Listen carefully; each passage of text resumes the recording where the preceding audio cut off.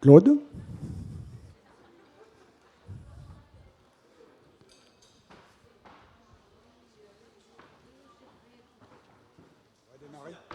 On va démarrer. Je vais voir s'il y a des gens dehors.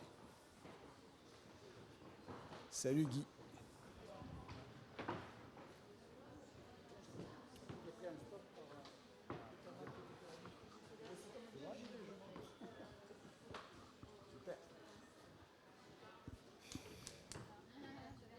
T'as dit aux gens de venir, Patrice? T'as dit aux gens de venir? Oui. Bon, ça fait 5 fois qu'on leur dit, et du coup ils n'ont pas leur dessert.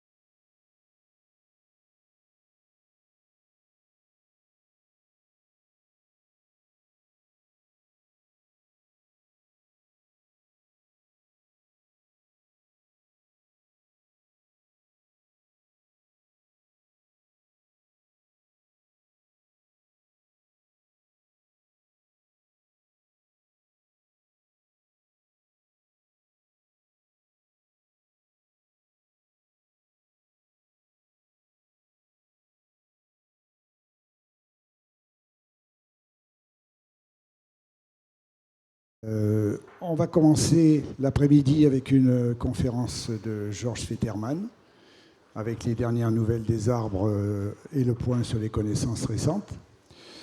Puis à 15h, nous aurons Paco Calvo du laboratoire d'intelligence minimale de Murcie, qui nous parlera justement d'intelligence. Et nous aurons ensuite la table ronde avec tous les participants, enfin tous les intervenants de la journée.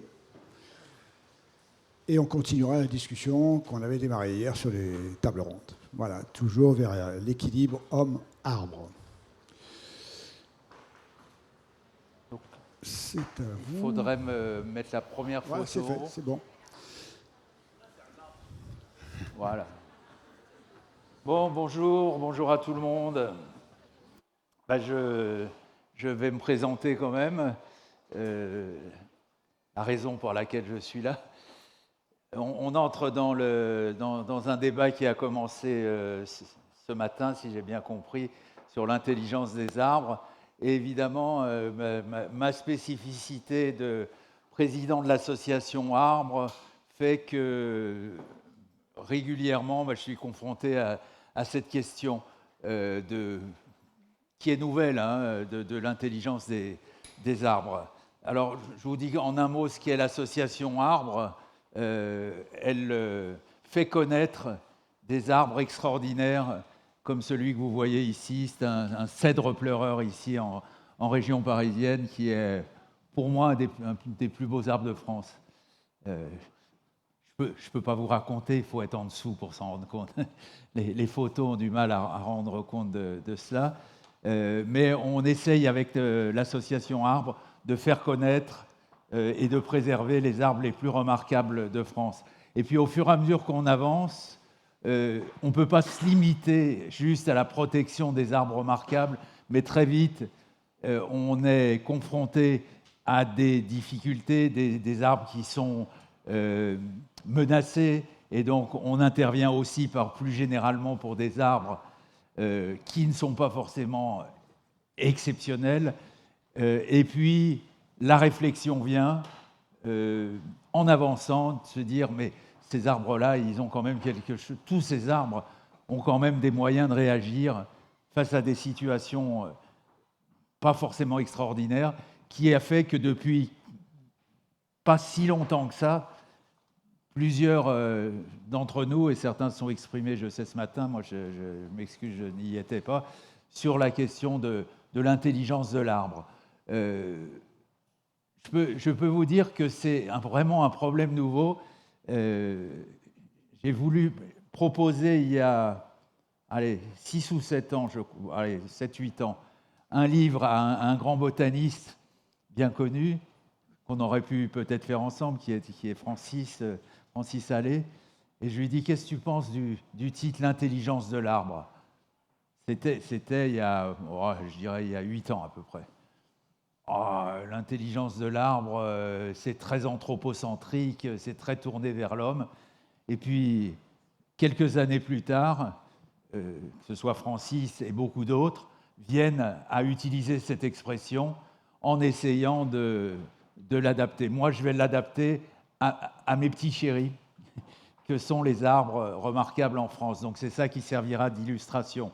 Demain matin, pour les courageux, je ferai une conférence sur les arbres et les traditions qui m'amènera plus vers le domaine de mon association. Et donc, moi, j'ai appelé cette conférence « Les dernières nouvelles des arbres », mais j'ai vu que le nom revient dans une conférence après, ou ce matin, je ne sais pas si... ça veut dire quoi ? Ça veut dire qu'en quelques années, il y a eu des bons considérables qui ont été faits, des progrès extraordinaires qui ont été faits dans la connaissance concernant les arbres. Alors, il se peut que les uns ou les autres, dans les intervenants, on vous redise des choses que certains ont déjà dites, je ne sais pas ce qui a été dit. Il se peut que je redise des choses qui ont été dites ou qui devront être dites par d'autres. En tout cas, je vais vous donner les dernières nouvelles, des choses que l'on a découvertes assez récemment.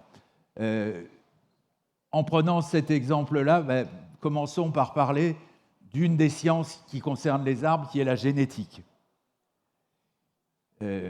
On sait aujourd'hui que quand on voit apparaître dans une horticulture ou dans une forêt un arbre légèrement différent, on sait maintenant que c'est du domaine de la génétique, qu'il se produit une mutation génétique et qu'ils sont produits sans cesse dans la nature. Sans cesse dans la nature, il y a des mutations. Parfois, elles arrivent dans des jardins horticoles. Ça a été le cas pour cet arbre-là. C'était il y a bien longtemps. Dans une pépinière, il y a M. Crou, pépiniériste, qui voit naître, sortir d'une graine, un cèdre qui descend au lieu de monter. Normalement, les cèdres, ils s'élèvent. Celui-là, il descendait. Donc, à l'époque, il y a une centaine d'années, on ne raisonnait pas en termes il y a une mutation génétique. Qu'est-ce qui se passait ? Tous ses collègues lui disaient, vous allez excuser la vulgarité de mes propos, mais qu'est-ce que c'est que cette cochonnerie ou cette saloperie ? Ce truc-là, cet arbre qui descend, c'est invendable. Normalement, on le balance, on s'en débarrasse, aucun intérêt. Et puis quand même, le pépiniériste, il se dit, il y a peut-être un truc à faire avec ça. Il pense à la période romantique, au saule pleureur. Il dit, mais ça a bien marché, ça plaît bien. Je vais essayer de le garder. Et il le garde, il le conserve, l'arbre pousse. Je vous assure, l'arbre aujourd'hui, il occupe de là jusqu'à là-bas et il continue à grandir. Et il a conservé ce qui est aujourd'hui un des plus beaux arbres de France. On est sûr aujourd'hui, si vous retenez une première idée, je vous donnerai quelques idées fortes, peut-être à mémoriser, si vous en retenez une, c'est que quand il y a une bizarrerie qui apparaît sur du végétal, presque toujours on a affaire à une mutation génétique. On parlera un petit peu des hêtres tortillards que vous devez connaître, les faux de Verzy, qui sont aussi l'objet d'une mutation génétique. Et aujourd'hui, on est certain que la génétique est la raison principale des variations qui surviennent. Je vous parlais des hêtres tortillards, on va en parler tout de suite. Vous connaissez peut-être les faux de Verzy, sont des hêtres tout tordus qui redescendent au lieu de monter. Dans une forêt près de Reims, il y en a environ 1 millier. Normal ou pas? C'est pas normal. Des arbres qui descendent au lieu de monter auraient dû disparaître dans la nature. Pourquoi? Parce qu'ils ont au-dessus d'eux des arbres non mutants qui leur font de l'ombre. Et s'ils leur font de l'ombre, les hêtres en dessous, tortillards, ne peuvent pas se développer. Donc ils n'auraient pas dû continuer leur carrière. Or, aujourd'hui, ils sont environ 1 millier sous la protection humaine. On est certain qu'il y a eu une mutation génétique. Il faut ajouter une dimension supplémentaire qui n'est pas l'intelligence des arbres, mais peut-être dans ces cas-là, intelligence humaine, de dire on va les garder. Et on pense qu'à Verzy, ce sont des moines qui ont conservé ces arbres. Probablement, vous vous doutez de ce qu'il faut faire, essayez de penser avant que je vous le dise. Qu'est-ce qu'il a fallu faire pour conserver? Je vois ton geste. Enlever les arbres qui leur font de l'ombre, c'est-à-dire une intervention volontariste que, avec mon ami Thomas, je crois que c'est hier, tu as fait une conférence hier, où on se bat régulièrement pour préserver des arbres, on peut discuter, est-ce que c'est acceptable d'éliminer des arbres pour en sauver d'autres? C'est un sujet de discussion intéressant. Donc il est probable que des moines aient éliminé des grands arbres pour que les hêtres tortillards puissent pousser en dessous. Aujourd'hui, le travail est fait par les forestiers pour préserver ces arbres. Retenez donc l'idée, mutation génétique. Il y en a une supplémentaire. Normalement, les hêtres tortillards descendent. C'est une variation de croissance. À quoi on assiste aujourd'hui, qui fait déplacer des généticiens du monde entier, des rétromutations. C'est-à-dire que, regardez mes gestes, au lieu de redescendre, il y a sur certaines branches, ça repart en sens inverse. On ne sait pas pourquoi, donc il y a des tas de gens qui viennent travailler sur le sujet. Donc, première idée à retenir, la génétique est un point fort des dernières nouvelles des arbres et beaucoup utilisée dans les jardins. C'est comme ça qu'on a des variétés pleureuses, des variétés pourpres, vous savez, les arbres pourpres, des arbres tout torsadés, tout tordus, des arbres qui rampent, etc. On est à peu près sûr aujourd'hui qu'on est dans le domaine de la génétique, mais qu'il est probable que pour conserver certains de ces êtres vivants, il faut une intervention humaine pour conserver ces mutations qui n'auraient peut-être pas leur chance dans la nature.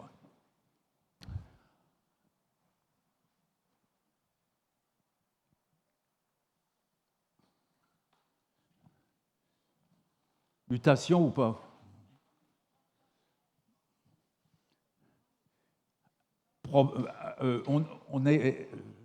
Quelqu'un le connaît, non, cet arbre? On est en Corse, ici. Vous savez, il y a un concours qui s'appelle l'Arbre de l'année. Et cet arbre a gagné le concours il y a 2 ou 3 ans. Là, si vous allez le voir, il est sur la commune de Ghisonaccia, si on prononce à la parisienne. Probablement pas une mutation génétique. Je vous laisse faire des hypothèses avant de vous dire ce qu'on suppose. Probablement l'arbre a eu un coup de foudre. On peut le dire comme ça.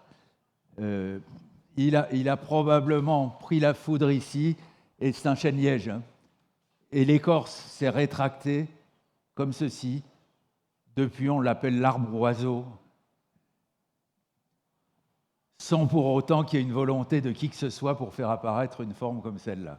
C'est le fruit du hasard. Donc le hasard joue un grand rôle, mais là, il n'y a rien de génétique dans cette dimension-là. Bon, je dois dire que quand on est près d'un arbre comme ça, on a une petite émotion. Vous savez, dans les critères de remarquabilité des arbres, ils sont assez simples. C'est les arbres très vieux, les arbres qui ont des dimensions extraordinaires, des arbres qui ont une histoire, ou bien des arbres coup de cœur ou qui provoquent une émotion. Bon, celui-là en fait partie. D'ailleurs, nous, on y était un jour de pluie. C'est parfait, un arbre comme ça.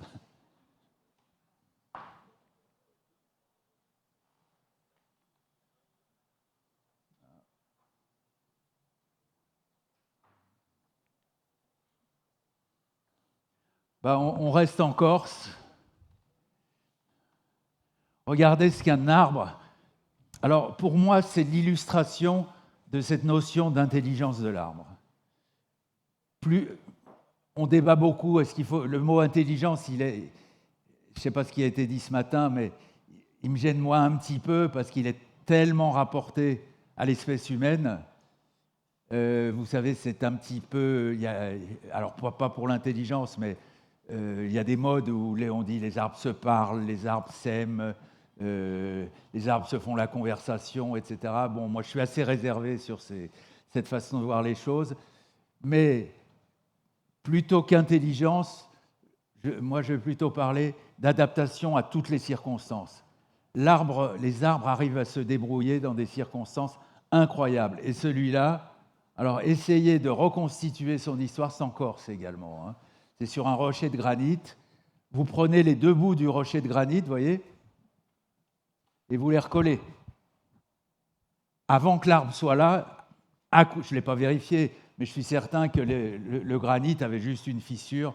Et puis, probablement, vous imaginez ce qui a pu se passer, peut-être ou un gland est tombé, tout simplement, ou plus probablement un oiseau, un geai peut-être, ou un petit rongeur, a coincé un gland dans le creux, là où c'était serré. Et après, le chêne s'est fait sa place. D'abord, il a fait éclater le rocher. Première adaptation, il pousse le rocher pour avoir la place d'envoyer une racine. Parce que ce qui l'intéresse, c'est ça. Hein. Là-haut, si les racines s'arrêtaient là, l'arbre n'aurait jamais grandi comme ça. Donc, il faut que l'arbre, dans toutes des situations comme celle-là, envoie des racines au sol. Donc, pour envoyer une racine au sol, il a écarté les blocs de granit. Il a envoyé une énorme racine. Première adaptation. La racine puise l'eau au pied du bloc granitique. Il a eu la force physique de faire claquer du granit, ce qui n'est quand même pas une petite affaire. Et étape suivante, il fait mieux maintenant. Ça me sidère. Mais je vous le dis comme si c'était banal, mais j'en suis émerveillé à chaque fois. Son écorce joue le rôle d'un pied d'escargot et enveloppe complètement le rocher. Je n'aurai pas l'occasion de retourner le voir dans très très longtemps, mais disons, à mon avis, dans une trentaine d'années, il aura enveloppé une bonne partie du rocher ici et du rocher là pour s'assurer une assise. Voilà, moi, c'est cette capacité d'adaptation à toutes les situations, y compris les plus extraordinaires, que je penche pour donner le nom d'intelligence végétale. Et c'est pour ça que j'aime un peu mieux le mot adaptation à toutes les situations. Difficulté, je me débrouille. Il y a malheureusement des situations que j'évoquais tout à l'heure, auxquelles on a eu à faire face les uns et les autres dans des coupes d'arbres sauvages dans des villes. Là, l'arbre, il n'a pas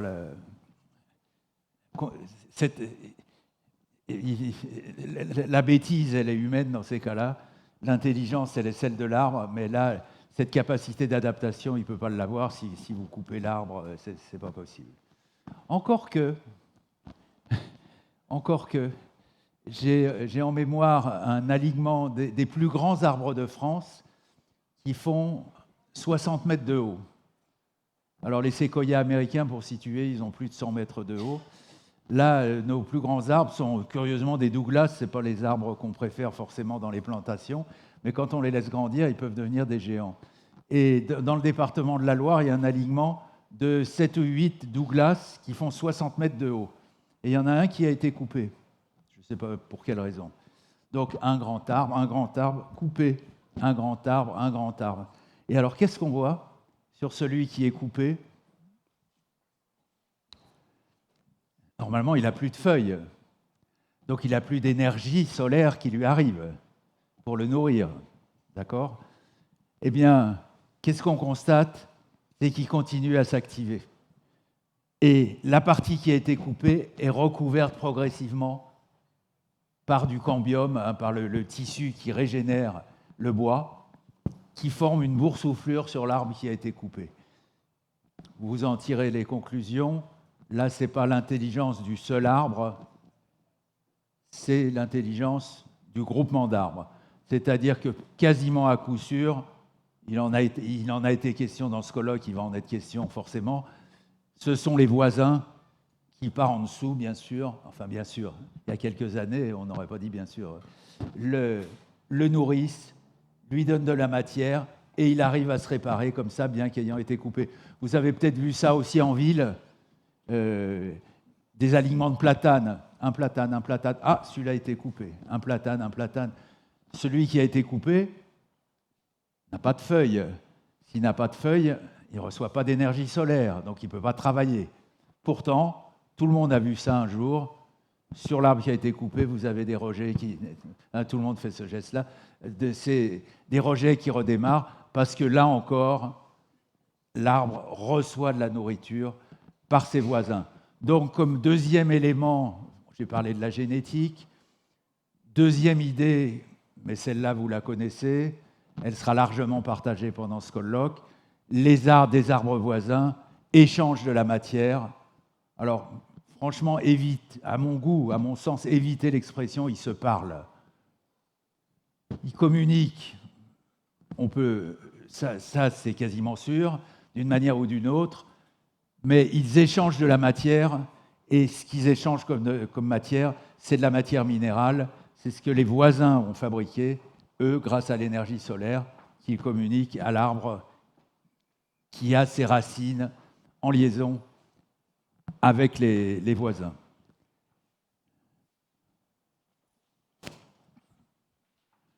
Alors voilà pour cette... oui, je n'ai pas dit, c'est un chêne blanc, hein, chêne pubescent de Corse, arbre extraordinaire. Je vais avoir un livre qui va sortir, c'est pas pour faire de la pub, mais en octobre-novembre, là, c'est encore sur les plus beaux arbres. On l'a mis en couverture, celui-là, tellement il nous enthousiasme. Ah, pardon. Quand même, pour illustrer, alors est-ce qu'un arbre comme celui-là est intelligent ?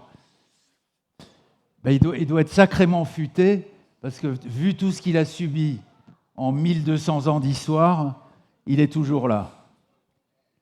Quelle est son astuce, si on pouvait lui prêter cette forme d'intelligence ? Séduire les hommes, nous plaire à travers les histoires, les légendes, et en nous plaisant, les hommes l'entretiennent. Car évidemment, un arbre comme celui-là, depuis longtemps, serait tombé s'il n'y avait pas eu un entretien humain. S'il y a un arbre remarquable qui est un petit peu connu en France, c'est celui-ci, c'est le chêne d'Allouville, qui se trouve en Normandie. Alors les gosses adorent, les adultes moins. Quand les gens vont voir, il est sous perfusion, il faut savoir que pour un arbre comme celui-là, il faut citer le créateur de la notion d'arbre remarquable en France, qui s'appelle Robert Bourdu, dont certains connaissent le nom, c'est un grand monsieur. Et Robert Bourdu, qui a inventé la notion d'arbre remarquable dans les années 1965-70, avant personne n'en parlait, a passé plusieurs jours à l'intérieur de l'arbre pour trouver les solutions pour le consolider de l'intérieur. Mais là, ce n'est pas du travail de l'arbre, c'est du travail humain. L'arbre, comment est-ce qu'il survit ? Avec une seule branche, mais vu l'aide qu'on lui apporte, il va de mieux en mieux. 1200, 1300 ans, une histoire liée à la Révolution française, enfin je vous passe les détails. Il y a des chapelles à l'intérieur, une chapelle au rez-de-chaussée, une chapelle au premier étage.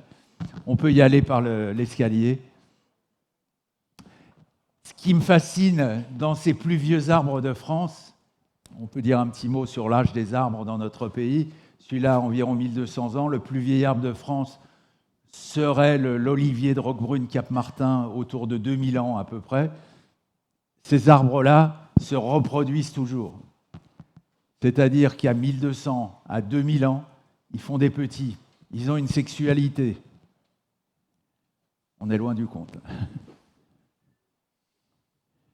La commune, d'ailleurs, a compris le truc. Ils récupèrent les petits glands qui tombent chaque année, puis les commercialisent pour quelques euros. Là, vous avez un panneau qui est l'astuce qu'on a trouvée pour mieux préserver ces arbres. On attribue un label Arbre remarquable de France et la commune peut s'en prévaloir. D'ailleurs, il y aura un prix spécial cette année pour honorer la commune, le chêne d'Allouville et Robert Bourdu concernant ce chêne. Mais évidemment, là, on ne peut pas parler de nature. En aucun cas, un chêne comme ça n'a des chances de poursuivre sa vie en pleine nature. Impossible.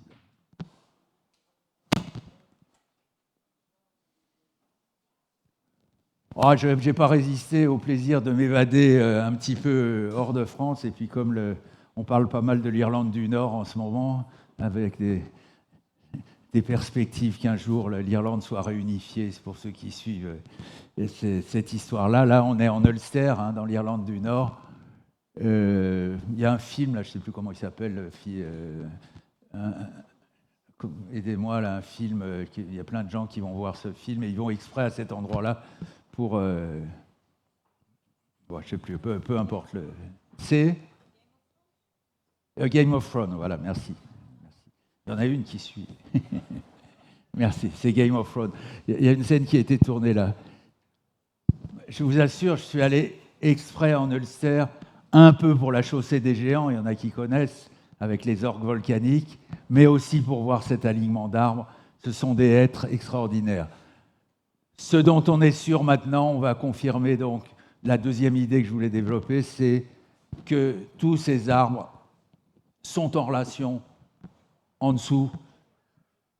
Et je crois que c'est André Sellos qui a parlé des champignons ce matin, si je ne dis pas de bêtises, avec la complicité des champignons. N'oubliez pas cette idée-là, relation entre les arbres, y compris dans une forêt, par les racines et le jeu des filaments des champignons qui enrobent le tout.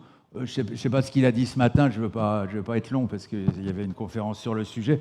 On estime que grâce aux champignons, c'est environ au moins 100 fois, peut-être 1000 fois d'absorption en plus grâce à ces filaments. Vous imaginez du coton qu'on entoure autour des racines des arbres. C'est comme ça à l'intérieur de la Terre, mais y compris dans un parc, ici pour les arbres au bord de l'eau, c'est probable.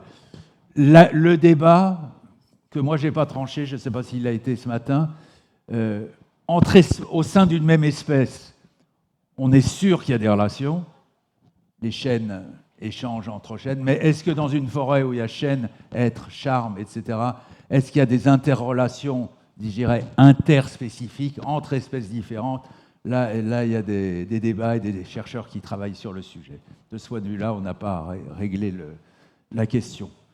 Vous savez, je parlais de Francis Allais tout à l'heure, et il dit toujours cette phrase on a énormément progressé, des colloques comme celui-là font avancer les idées, mais on sait peut-être 1 pour 10 000, une idée sur 10 000 par rapport à ce qu'on va apprendre dans le futur, dès lors qu'on préserve les arbres et qu'on les laisse un peu tranquilles. On en sait très très peu malgré les progrès énormes qui ont été faits.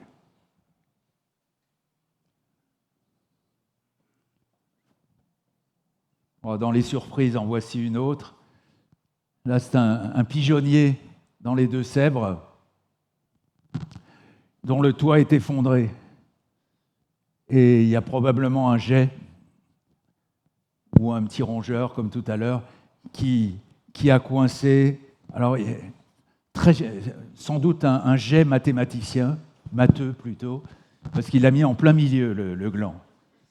Et le gland a poussé Et ceci vous démontre quelque chose de très simple, de très, très clair, l'immense besoin dans ce qui est fondamental pour l'arbre, c'est la lumière. Si vous retenez une chose importante de toutes les choses, des choses nouvelles que je vous dis, il y en a une qu'on oublie et qui est la base de tout. Ne la perdez pas de vue.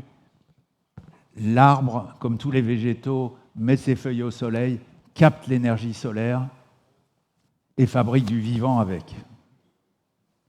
La source de vie de notre planète vivante, c'est le monde végétal. Ne le perdez pas de vue parce qu'on prête beaucoup de choses aux arbres et on oublie l'essentiel. Vous savez le nom, hein, bien sûr. Fabriquer à la lumière, fabriquer c'est synthèse, la lumière c'est photo. Donc la photosynthèse, c'est la base de la vie sur Terre. En plus, ça a trois avantages formidables. Un, cette matière, au lieu de manger à table, l'arbre et les végétaux prennent le carbone dans l'air, comme ça. Donc, un, ils prennent du gaz carbonique, ce fameux dioxyde de carbone dont on essaye de se débarrasser. Deux, ils rejettent un déchet. Ce déchet, ça tombe bien, c'est de l'oxygène. Et trois, ils fabriquent de la matière vivante. Donc, la source de la vie sur Terre est peut-être la source pour limiter le réchauffement climatique, puisqu'il y a prise de gaz carbonique, elle est située là. Donc, là, moi, j'ai mis ça pour illustrer cette course vers la lumière. Je crois qu'après, on le voit de l'intérieur. Ah non, je croyais qu'on le voyait de l'intérieur. Course vers la lumière pour essayer de capter l'énergie solaire. N'oubliez pas aussi une donnée importante concernant les arbres vieillissants. On a souvent des grands débats avec des autorités qui veulent couper des arbres. On nous fait toujours la même réponse. Oui, on va couper cela, mais vous l'avez entendu les uns ou les autres, on va en couper 7 ou 8, mais on va vous en replanter 50. On a tous entendu cet argument. On sait aujourd'hui que un groupe de 10 jeunes arbres ne remplace pas un vieil arbre dans le travail que je vous ai décrit avant. Les arbres vieillissants jouent un rôle considérable dans les trois éléments que j'ai donnés, gaz carbonique, oxygène et la gestion de l'eau. C'est considérable. Donc des arbres comme celui-là, même si celui-là est en assez mauvais état, ils sont 50 fois plus performants que quelques jeunes arbres qu'on aurait plantés à la place. Bon, le coup de chance, là, c'est que les propriétaires veulent garder leur arbre et le conserver. Saint-Chêne dans les Pyrénées Atlantiques.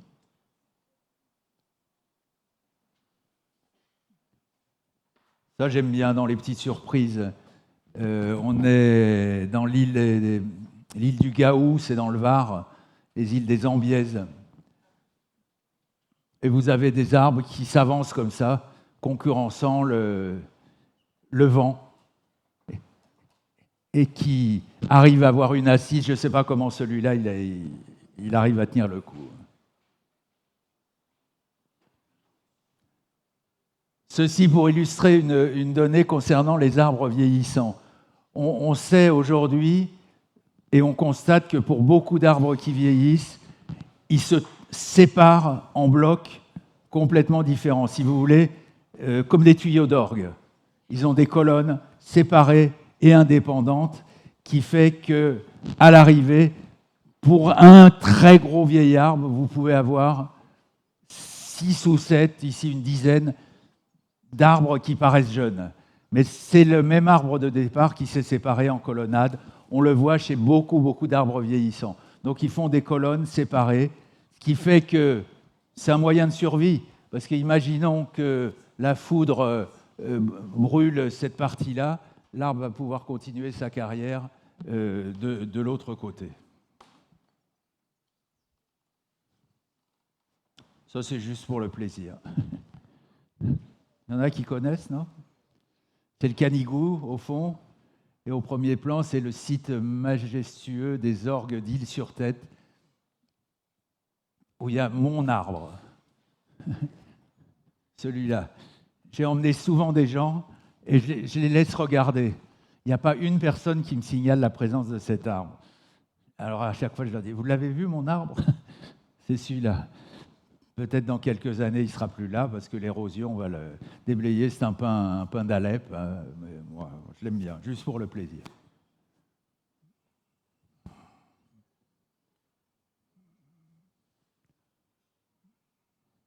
Alors voilà les faux de Verzy dont je vous parlais, les hêtres tortillards. Hein. Je ne reviens pas dessus, je vous en ai dit quelques mots tout à l'heure. Donc on est sûr aujourd'hui qu'il s'agit d'une mutation génétique.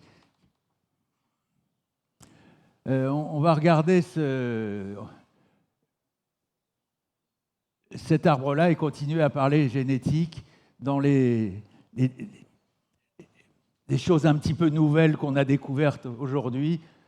Il y a Ernst qui est là, qui a fait une conférence d'introduction hier. Et ce sont des chercheurs suisses qui ont travaillé sur les branches d'un arbre comme celui-là. Ça pourrait être celui-là. C'est à titre d'exemple que je vous ai mis celui-ci. Normalement, dans un être vivant, chez moi par exemple, c'est le même patrimoine génétique dans chacune de mes cellules. On va utiliser le mot, je pense qu'on peut l'utiliser, génome, que ce soit dans mes oreilles, mes doigts de pied, les cheveux, c'est le même génome. Et pour vous, ce sera un génome différent, mais pour un individu, un génome, dans toutes les cellules, le même. Vous vous doutez de ce qu'on a découvert pour les arbres assez récemment? Eh bien, on a découvert qu'on a séquencé l'ADN, comme on dit maintenant, dans cette... C'est pas cet arbre-là, mais peu importe, dans cette branche-là, dans cette branche-là, dans cette branche-là, dans celle-ci, dans celle-ci. Vous vous doutez du résultat? Si je vous le dis, c'est que c'est différent de ce qui se passe dans le monde animal ou humain. C'est que dans chacune des branches, on trouve un génome légèrement différent de celui de la branche voisine. Autrement dit, dans le monde végétal et notamment chez les arbres, et ça c'est une découverte relativement récente, on se rend compte qu'il y a des génomes différents portés à l'intérieur du même individu.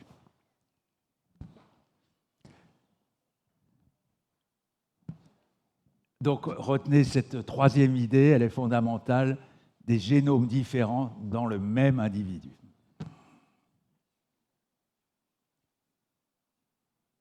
Voilà encore un tortillard. Regardez ce que font certains ifs de Normandie, des ifs millénaires. Ça, c'est l'intérieur de l'arbre.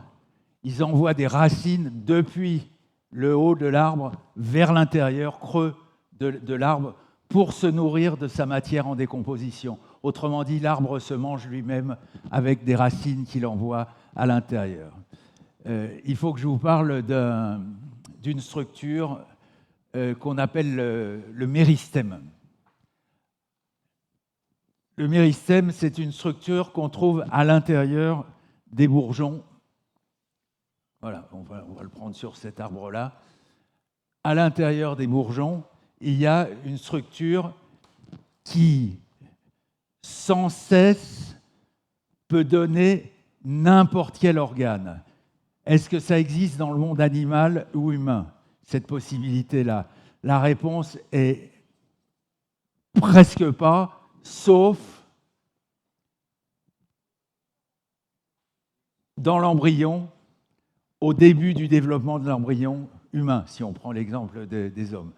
Dans l'embryon humain, on a des cellules qui peuvent donner n'importe quel organe. On utilise l'expression, on dit qu'elles sont totipotentes, elles peuvent tout faire. Mais ça dure quelques heures. Vous connaissez vous savez ce que les médecins cherchent à créer à partir de là, sont les fameuses cellules souches.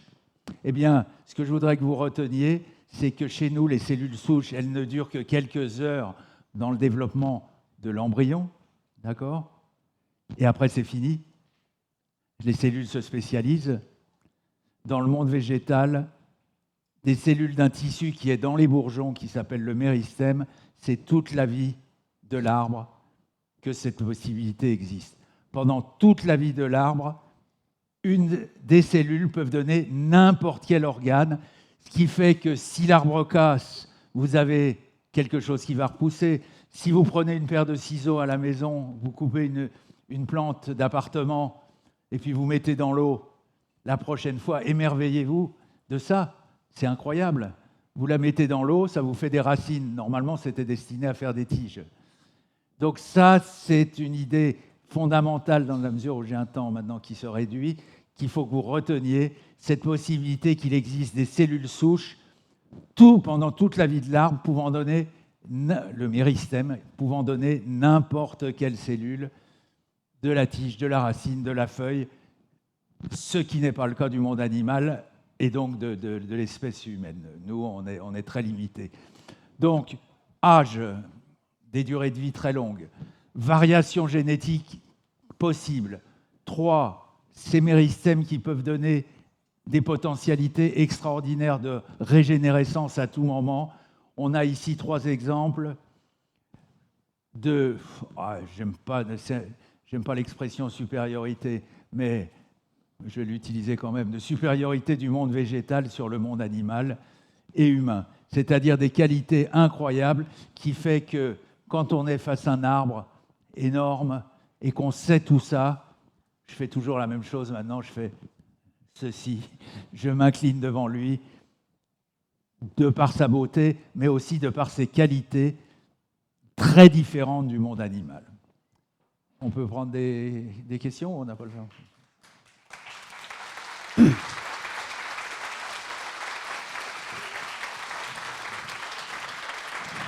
Alors, moi j'ai un rendez-vous, là on va voir s'il y a 5 minutes pour des questions.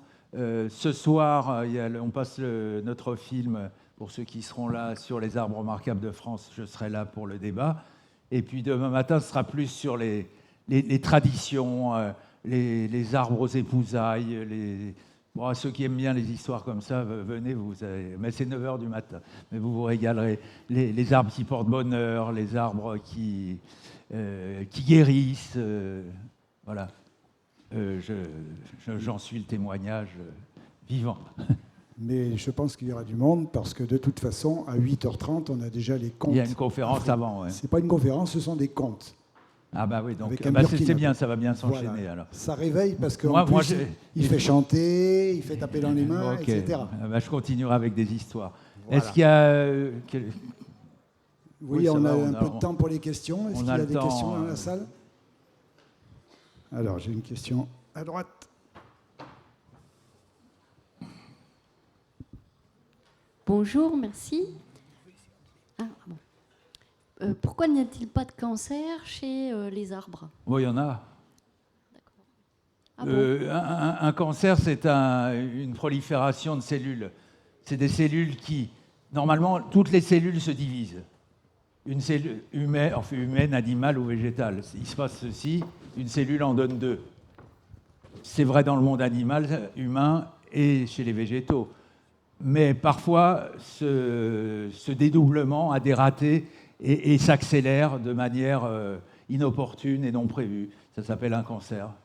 Le mot n'est pas joli, il effraie l'espèce humaine, mais en fait, c'est des divisions cellulaires anarchiques qui, bien sûr, qui existent dans le monde végétal. Des fois, vous avez des grosses boules sur les troncs. Les gens vont appeler ça une loupe, par exemple. Ceux qui travaillent le bois, ils vont appeler ça une loupe. Mais on dira un cancer, c'est le mot qui ne nous plaît pas, quoi, c'est tout.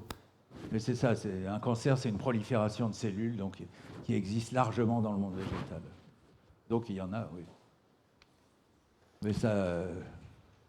Quand vous vivez toute votre vie avec les pieds au même endroit, vous trouvez d'autres solutions. Enfin, je suis un arbre, j'ai ce genre d'ennui, mais j'ai les pieds coincés.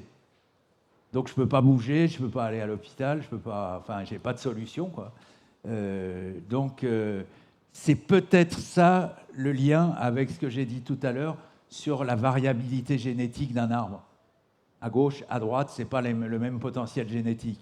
Donc si c'est cette partie qui est touchée, ce n'est pas impossible que cette astuce d'avoir un génome différent dans la partie gauche, je me fais comprendre, soit le moyen de s'en sortir, quitte à ce que la partie droite meure, mais pas tout l'arbre. Ou bien ces vieux arbres qui sont segmentés en plusieurs parties, ils peuvent avoir un morceau qui meurt avec une maladie, un cancer végétal si on veut, ou autre, mais ils ont des solutions, et nous ça ne marche pas.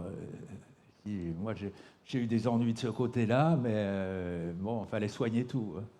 Par contre, l'inconvénient pour l'arbre, que vous pouvez retenir, qui est tout bête, il y a des gens des fois qui me disent « Mais pourquoi, quand des professionnels voient souvent des arbres avec des maladies, et il n'y a qu'à leur injecter un produit ?» Sauf que les arbres n'ont pas une circulation close comme nous. Nous, vous piquez là, ça circule partout. L'arbre, vous piquez là, ça monte en colonne jusque-là, c'est tout. Vous piquez là, ça monte en colonne jusque-là. Donc vous ne soignez pas tout l'arbre, vous soignez juste la colonne. Voilà pourquoi on ne peut pas... souvent, hein, on a des gens qui nous disent « Mais il faut leur injecter un produit. » Ben oui, mais vous injectez juste dans une colonne et non pas dans un circuit fermé. Grande différence, encore une. On a quelques questions dans la salle. J'en ai une ici. Moi, j'ai deux petites questions. La première, c'est est-ce qu'on sait si cette différenciation du génome selon les branches, elle est liée à cet aspect coloniaire dont parle Francis Allais dans les différentes réitérations? Et deuxièmement, il me semble que votre association a concouru à créer le label Arbre Remarquable. Comment est-ce qu'on fait pour classifier un arbre remarquable? Et hier, avec Thomas, on parlait de la façon juridique de protéger des arbres anciens et remarquables. Est-ce que ça a une efficacité juridique contre des projets d'aménagement ou des choses de ce type? Réponse, on répond tout de suite à la deuxième. On se bat, je me débarrasse de ça parce qu'on n'a pas de texte de loi à l'heure actuelle. On se bat pour ça. Il y a la loi sur les alignements, mais je pense que Thomas en a parlé hier. Il n'y a que les alignements qui sont protégés en France et on a vu qu'il y a tellement de dérogations que... voilà, mais les arbres en tant que tels, qu'ils soient remarquables ou pas, il n'y a pas de juridiction. Voilà pourquoi on a inventé le label Arbre Remarquable de France. Mais je peux t'assurer que là, on a fait, il y a 5 jours, on a fait en banlieue parisienne une fête dans une commune. Il y avait des dizaines d'enfants. Il y avait les parents, il y avait les grands-parents, il y avait le maire, tout le monde était là. On crée un événement et cet événement, il est fortement protecteur et il est plus protecteur que les textes de loi. Ceci étant, si on avait un texte de loi un peu solide, simple, un truc simple, qui nous permettent de mieux protéger les arbres, qu'ils soient remarquables ou pas, on avancerait beaucoup. Mais bon, ceci étant, la personne que Thomas, il m'avait emmené, avions rencontré à l'époque, qui était ministre de l'Environnement pour parler de ça, elle s'appelait Elisabeth Borne. C'était il y a combien, 2 ans? 3 ans. Et l'autre question, vas-y, redis-moi, c'était...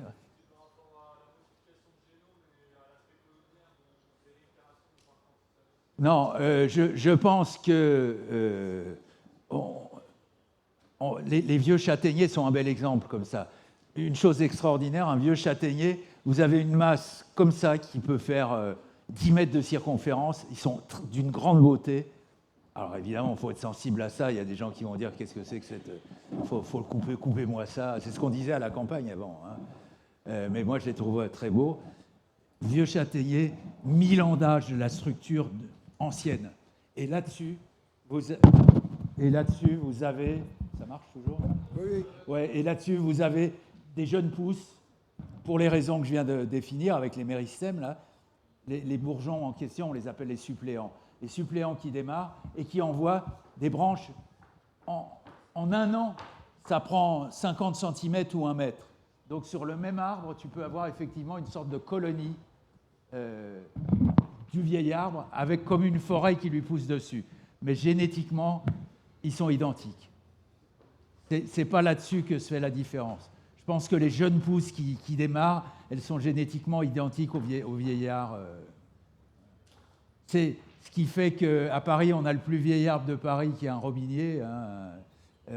S'il y en a qui vont se balader en face de Notre-Dame, on le voit sans problème. C'est comme ça qu'on espère le sauver pour sa valeur historique, parce qu'il n'a rien d'extraordinaire. Mais il a un bon vieux tronc qui est en train de mourir, mais il fait des rejets à la base, donc c'est exactement ça, qui doivent être génétiquement identiques aux parents. Donc probablement, nous, on conseillera de sélectionner la pousse la plus vigoureuse qui prendra le relais pour 150 ans ensuite, pour avoir le plus vieil arbre de Paris. C'est dans l'idée, hein, là on se fait plaisir. C'est Homo sapiens qui se fait plaisir, l'arbre il s'en fout. Hein. Mais il continue à vivre et il donne des possibilités quasi infinies, quoi, quasi infinies. On va prendre une dernière question et après on a une question sur Internet. Vous parliez tout à l'heure d'un cycle. L'eau, elle fait comment pour monter contre la gravité? Monter où? Monter l'eau, comment du l'eau sol monte vers les feuilles. Très, très vite, comme on a un temps limité, je vous le fais court. En bas, probablement, c'est ce qu'on appelle en physique la pression osmotique, c'est-à-dire qu'il y a un jeu de molécules, il y a un peu plus de molécules d'un côté que de l'autre. L'eau, elle va vers l'endroit où il y a peu de molécules. Donc, au début, elle monte, la pression osmotique. Comme dans du papier, je ne dis pas buvard, s'il y a des enfants, ils ne savent plus ce que c'est le papier buvard. Le papier filtre, vous voyez, ça monte comme ça, par capillarité. Ça, c'est le début. Mais pour monter à 60 mètres ou 100 mètres, on voit bien que ce n'est pas possible. Il n'y a pas cette force-là. Donc là, on est à peu près sûr aujourd'hui, et vous faites bien de me poser la question, et je vous remercie de me l'avoir posée. Non, mais j'aurais dû le dire dans les dernières nouvelles, celle-ci. On est sûr aujourd'hui que c'est l'évapotranspiration, la transpiration au niveau des feuilles tout là-haut, qui évacue de l'eau et ça aspire l'eau. La transpiration qu'il y a en haut, qui vous donne l'importance des arbres, là encore, à l'échelle de la planète. Quand on coupe des forêts, quand on coupe des forêts amazoniennes et tout, on se dit, tiens, c'est marrant, il ne pleut plus. Ben oui, il n'y a plus ce phénomène-là. Donc c'est cette aspiration probablement qui tire l'eau jusqu'en haut. Alors c'est incroyable, 100 mètres de haut, quoi. Incroyable. Et à l'arrivée, c'est toujours respect pour ces êtres vivants extraordinaires. Alors, on va conclure. Oui. Vas-y, Claude. Non. On va conclure avec la question sur Internet. C'est l'intelligence de la nature, n'est-ce pas simplement de survivre? Non, j'enlève le sur. Oui, vivre, simplement. Oui, de vivre. Ouais. Moi, je mets, voilà, pour reprendre ce que j'ai dit, dans l'expression intelligence, qu'on reprend, je la reprends moi aussi. Mais c'est vraiment, de mon point de vue, cette capacité d'adaptation à toutes les circonstances. À toutes les circonstances. Là, on n'a pas été jusque-là, mais j'avais des photos, vous savez, des arbres face au vent. Comment l'arbre le sait que le vent, il vient de là pour envoyer. L'arbre, il envoie des racines ici pour mieux s'accrocher, et puis il élimine les bourgeons les plus exposés. Ça, on a une petite idée de la manière dont ça peut se faire, pour que ce soit pour se mettre en drapeau, vous savez, comme ceci.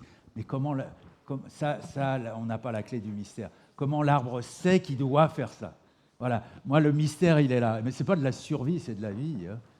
Moi, vous voyez, si on garde un petit mystère à la fin, c'est cette question, comment l'arbre anticipe des situations. Là, je lisais un texte, je crois que ça a été dit hier d'ailleurs, des platanes qui perdent leurs feuilles en ce moment, anticipant la période, avant même qu'il y ait la période des fortes chaleurs, quoi. Ils font tomber leurs feuilles, tout le monde croit qu'ils sont morts, ils sont pas morts, mais ils font tomber leurs feuilles pour éviter les pertes d'eau. Comment ils savent? C'est comme les martinets, les oiseaux qui viennent, qui se déplacent de plusieurs centaines de kilomètres. Ils savent qu'il va y avoir des insectes à manger là-bas. Comment ils le savent? Bon, c'est un peu le même genre de question, mais j'aime bien finir sur un mystère. En plus, je n'ai pas la réponse. C'est bon, ça va?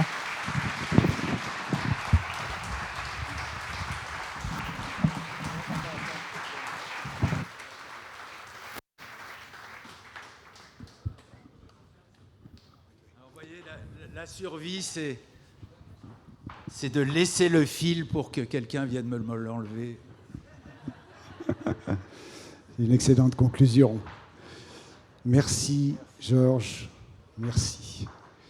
Alors, nous allons et cette fois avec l'intelligence minimale, avec Paco Calvo qui nous vient de l'université de Murcie.